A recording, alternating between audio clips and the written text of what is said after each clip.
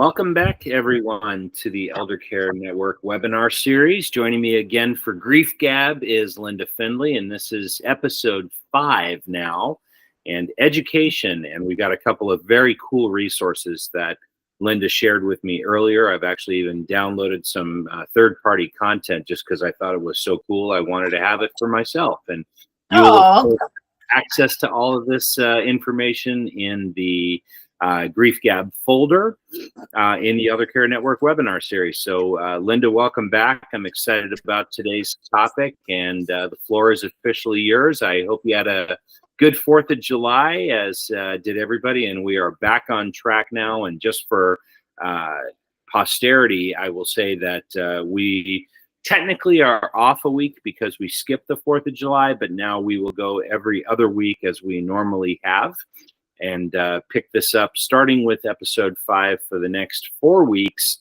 every other week. And now, Linda, time for education. The floor is yours. Thank you for joining us. Thank you, Jonathan. It's wonderful to be here again with you doing this Grief Gab session. I've really enjoyed doing that. And so today's topic is on regret and guilt. What we need to know about regret and guilt. And I hope today to just give you maybe a little bit of a different perspective on regret and guilt, because I think that churns on a lot of our minds when we're grieving. So you can switch to the next tab or the next slide, please. So this is just a graphics. I guess we can go on. But anyways, regret and guilt can really consume people who are grieving. So it's important to understand how we apply regret and guilt to grief, because it's very different than your ordinary regret and guilt that maybe you feel like you did something wrong, or you regret something that you did in the past. It's very different with grief. And a lot of times people wonder, is it healthy to define our regrets? Because that's what I suggest for people when they're grieving, is that it's important that you try to define the regrets and the guilt that you might have. Because in grief, what regret and guilt are, it means that you care. It's not your typical guilt that maybe somebody did something wrong and all of that. I tell families that, if they have those thoughts, I tell them, please try and define them, because it's really helpful to do that. And what I'm told over and over again, and I've seen it in real world, I've seen it in conversations, is that most times if somebody who's grieving starts talking about their guilt and their regret, somebody is going to shut that down and say to them, you shouldn't put yourself through that. Don't put yourself through that. And I have a different perspective about that. I tell people that I work with that you have to put yourself through that. You have to go through in your mind, or write it down, or however you can express it. We have to think about those things that we feel guilty about and that we're regretful for, because that is a healthy process. It's a necessary and healthy process. Not everybody has to do that, but there's a lot of people who do have, because as we know, there's no redos. We cannot go back and change anything in time. And we know that, our intellectual minds know that. But again, remember too, with our hijacked grief brain, it's not functioning the way that it should. So those feelings are kind of not being felt the way they normally would be felt before our brains were hijacked. And so some of the things that people share with me that, and maybe you can, connect with some of these, people say that they should have been more patient with their loved ones. That maybe, it's very, very difficult, Jonathan, as you know, and even in the hospice world, that, working with families and dying patients, sometimes the caregivers get very impatient. Maybe everything is just so stressful for them. They have other things to take care of in their lives. So people will say they wish that they were more patient with their loved ones. They wish that they had spent more time. Right? We always say, again, we can't go back and redo whatever it is that we're feeling regretful about. Maybe people feel that they could have given more care. They could have, somebody who's had a situation where maybe they were complaining about constant headaches or something like that, and another person just kind of blew it off and said, just take some Tylenol and go to bed. And it ended up, and I've had this scenario, that person had a brain aneurysm and died. And so people will say, oh my gosh, I should have taken him or her to the emergency room. So again, as painful as that seems from the outside looking in, that person needs to go through that thought process and try and define what it is they felt they should have or could have done. Because by doing that, and I tell people this, I have no guarantees how you're going to process your grief. But one thing I can tell you with some sense of certainty is that you may go through that initially. And again, we don't put any time frames on that. It can be a few months, it can be a year, it can be longer, but it gets softer as we go along, right? So it's not so sharp. Because if we allow ourselves to process that thought, it lessens the burden for us. And then we churn through it, and that they, in their own right, will get to a place where they no longer have to think about that. And again, that's not to say 5, 10, 15 years down the road, again, that they're not going back and saying, would have, could have, should have. Again, had some people say, well, I should have had more concern. I should have made different decisions and choices, should have done something different. And, it's all the should have, could have, would have, right? So, and we will all have those should have, could have, would haves, because, I think basically we realize that we're not promised tomorrow, but in the midst of grief, or in the midst of life, we're going to be facing grief. And so we cannot go back. Our intellectual minds know that, as I already said, but we need to go forward and allow people to give them that space, that time, and that opportunity to share what it is that they're experiencing. So what is, again, I just went through that. I always get ahead of myself, but anyway, so guilt is very common. So I want people to know that feeling guilty is very common. When we're grieving, we need to attach that grief to something. And so sometimes we attach it to guilt. Sometimes we attach it to the woulda, shoulda, coulda. So we attach it to the regrets. And so, but I like people to know that it's very common. It's not that we did something bad, right? So in the real world and other circumstances, maybe we didn't do something correctly, and there's a different kind of guilt. But in grief, guilt is very normal and a necessary process for some people to have to go through. We tell people you did the best that you could at the time. And we can tell them that 1,000 times, and they may then need to revisit that 1,000 times before they themselves in their own minds get that they did the best that they could. I often tell people that I feel that you're already forgiven. If you're feeling guilt, by your loved one, if it's something you feel you should have done differently, you're already forgiven. I always say that and again, it's just a matter of your belief system, but when we die, supposedly we're no longer suffering.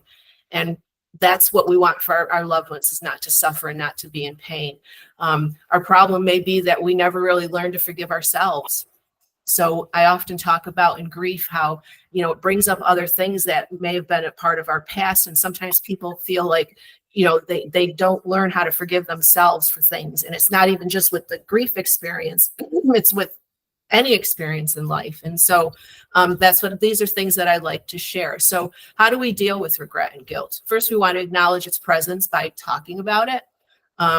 First to ourselves, which is perfectly fine to talk to ourselves.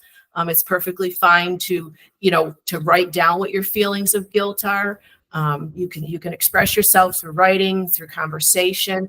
Find that one person who you can talk to. And oftentimes in grief, that one person probably might be the person you didn't think could be most supportive of you, but that they are. And then if you look to those people in your life that you felt should have been more supportive, maybe they can't be. So it's important. And again, part of taking care of ourselves, because that's a big part of our grief gab sessions, is that we talk about taking care of ourselves. So we need to express our feelings, again, whether it's through writing or conversation. We need to list all the reasons that we feel regretful and guilty, right? Even if we need to revisit that over and over again. We need to realize that there is power in being open and honest about what you're thinking and what you're feeling. And I think the biggest hurdle is for people to find that person they can do that with. This is why groups are very helpful. Any families I work with, I always look for different resources in their community to join a support group, because that's where you'll hear a lot of shoulda, coulda, wouldas. And then just hearing that stuff helps people to connect with that and feel like, oh, there really isn't anything wrong with me. It's just maybe that, again, this is part of my grief. So these are just some simple, and again, let's remember that these seem simple, but when we're grieving, they're not so simple to come to in your own right. So it's helpful to have resources that can help you to do this. And again, what we're doing is caring for people in grief, is providing that time, that space, and that opportunity to get that support. That's the most that we can do for people, is provide that time, that space, and that opportunity.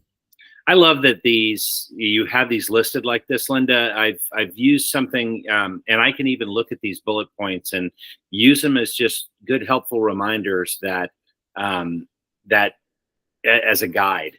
I like to, for somebody who meditates every day, I prefer guided meditation. in these kinds of forums. So when I want to be able to express my regret or feel guilt and do it in a therapeutic manner, I like somebody who is an expert like you to guide me through the process. There are some people that just, like to meditate in silence and can be reflective of their guilt, of their grief. And then there are some people that are like me that love these bullet points to just say, I might know all of this already, but boy, is it nice to be able to have it clear and present when I'm ready to be able to deal. And I want to shut things off and sit in darkness and just look at my screen or go back and listen to this or use one of your healing modalities. I need the guide when I do this. And it's nice to be able to just look at these bullets and listen to your voice and say, it's okay. And to have a little bit of hand holding, if you will, when I'm going through this process.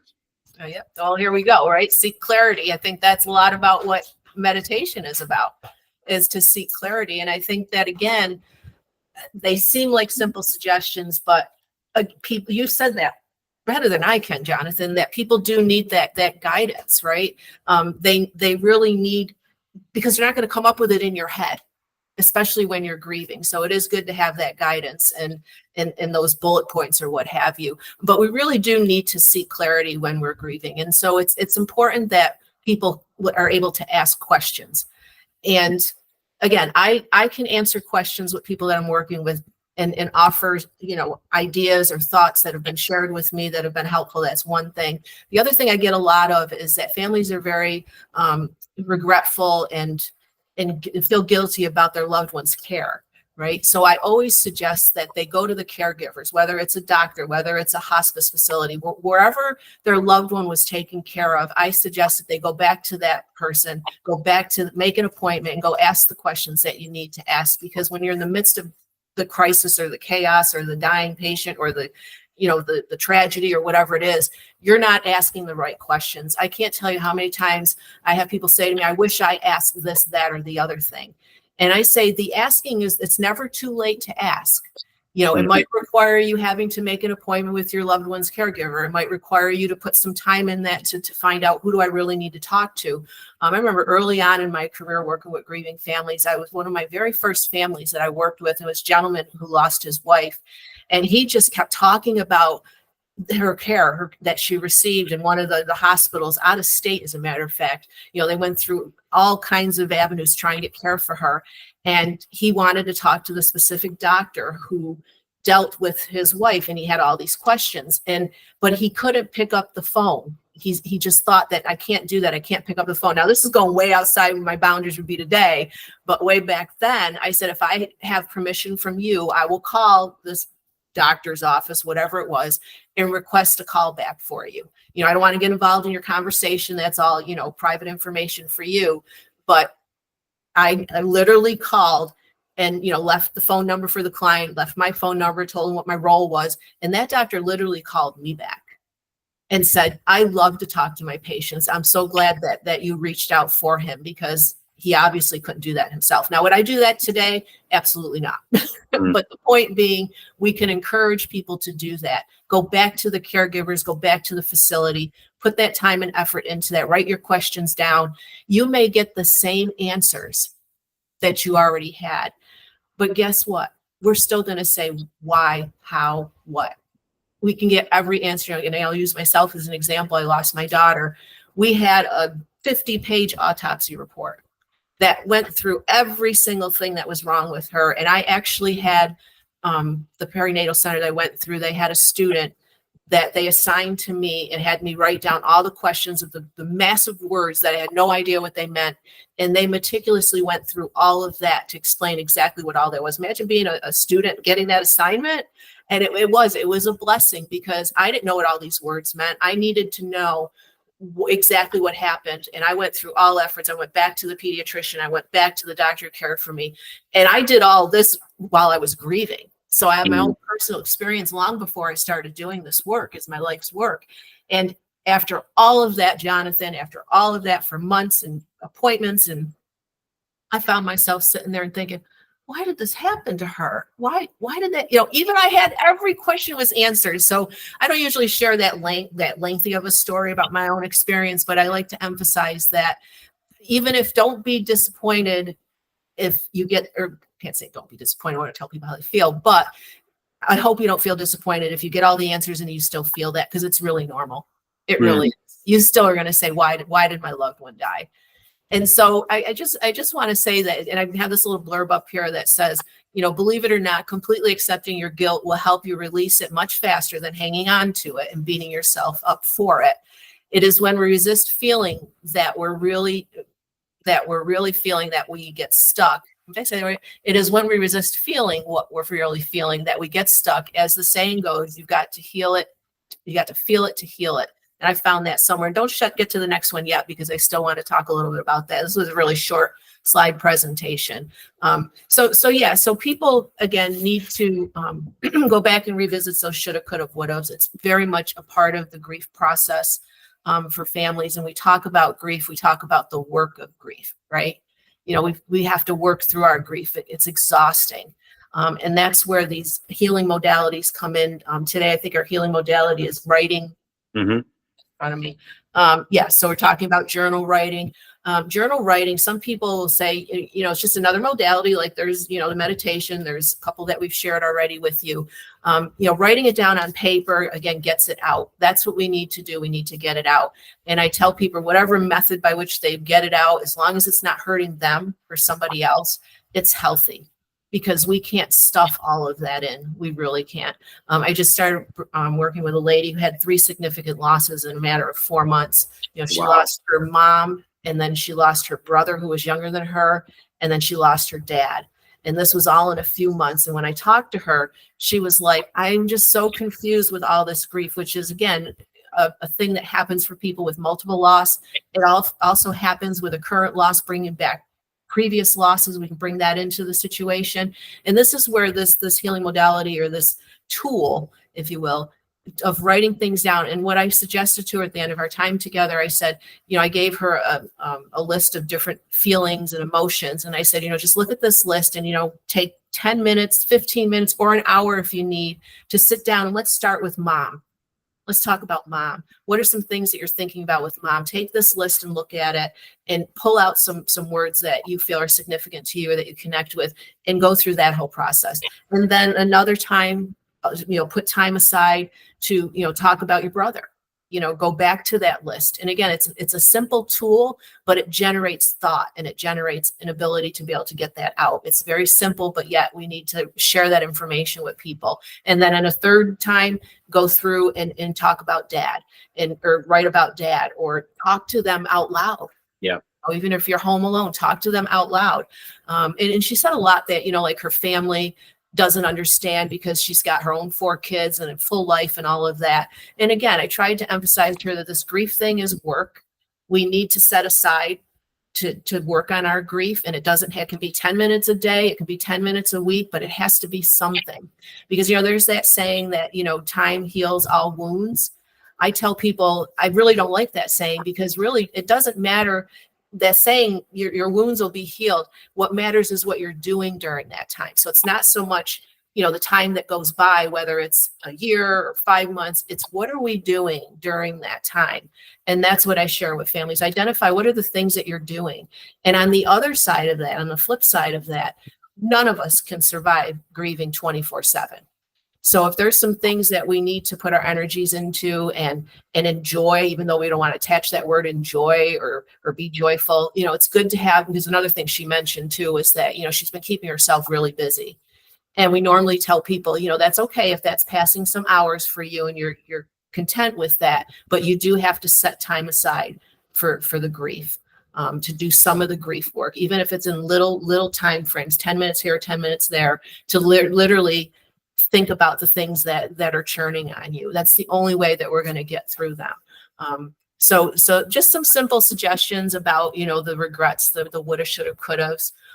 Because again, we do know that we can't go back in time. I think all of us can say if there was a way to do that, we'd like to do that. But again, the outcome is what the outcome is, and that in our own right, and nobody's going to force me or put a time frame on me. In my own right, I will come to that that reasonable thought process that I did everything that I could to help my loved one at the time that this was going on. I mean, it's you do the best that you can in a situation, and you have to reconcile that with yourself. And that can only come from self-reflection. I can't reconcile that for you or anybody else. So offering that time, that space, and that opportunity, that's a gift that we can give to people. And I know it's hard with caregivers when I say, call the caregivers, make an appointment. I know that those things take up time, but they're worth it in the end. They truly are. And so this way we don't have to go back and say, I should have done that back then, right? It's like you can continue with the woulda, shoulda, coulda the rest of your life with your loss and your grief experience. But doing something helps us to feel like we're more in control. That's another piece of this. If we're asking questions and we're going back to the caregivers and we're doing this research, for lack of a better way, we actually have control of that. Whereas in loss, we have no control over anything. The loss has happened. It's done. Now we're left with it. So what are we going to do during that time to help ourselves through that? And again, I hope that, people go back and watch the previous videos that we've done and really use or get to the resource library that you have and really use some of these modalities, because that is really what's going to help you.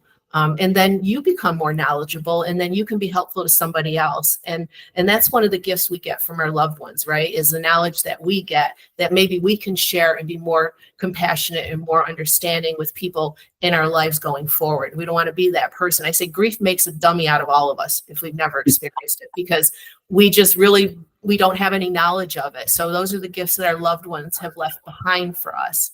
And I believe that that's what we make part of ourselves that we then share with others.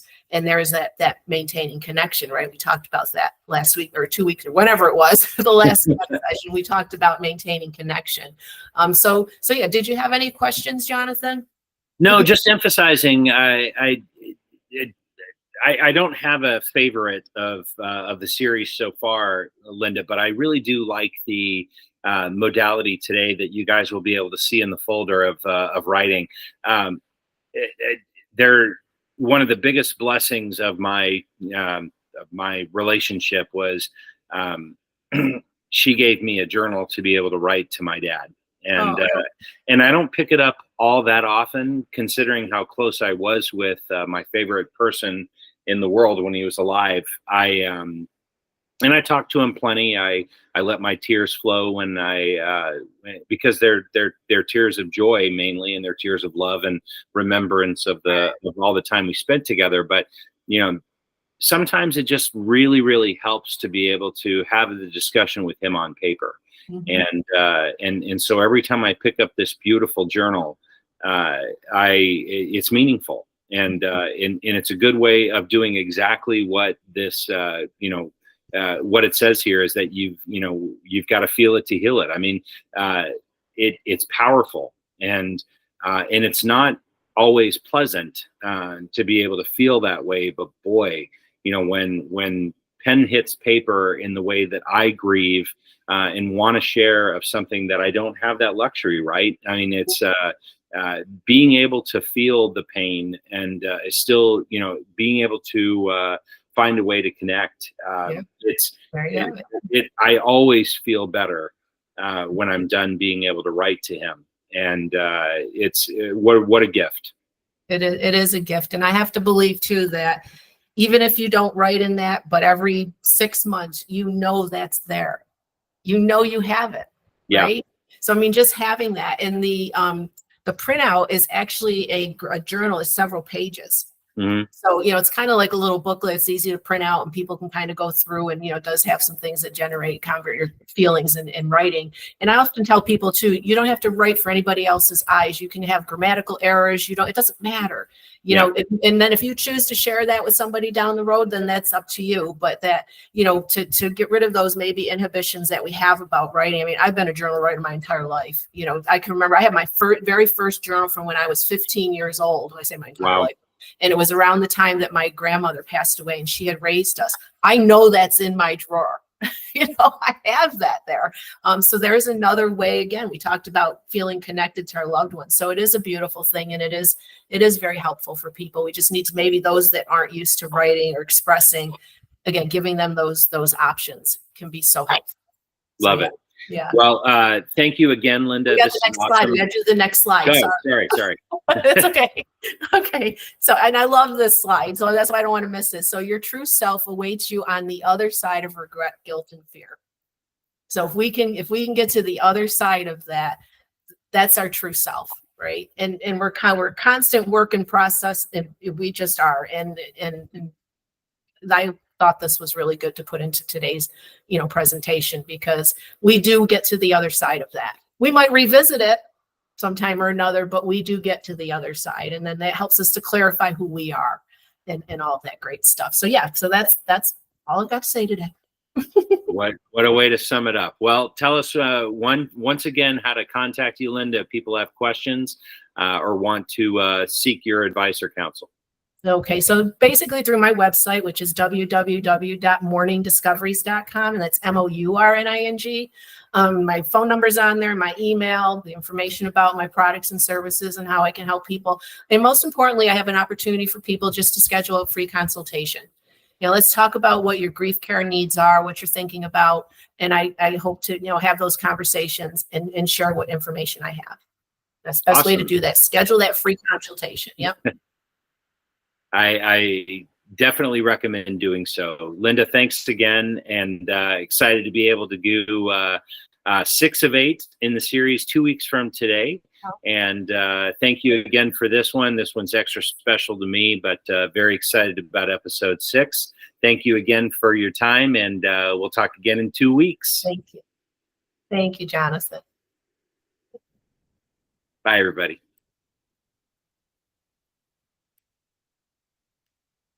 Okay, upwards and onwards. So yeah, we're going to look and see where those other, if you have a minute, I don't want to take up your time if you don't have it.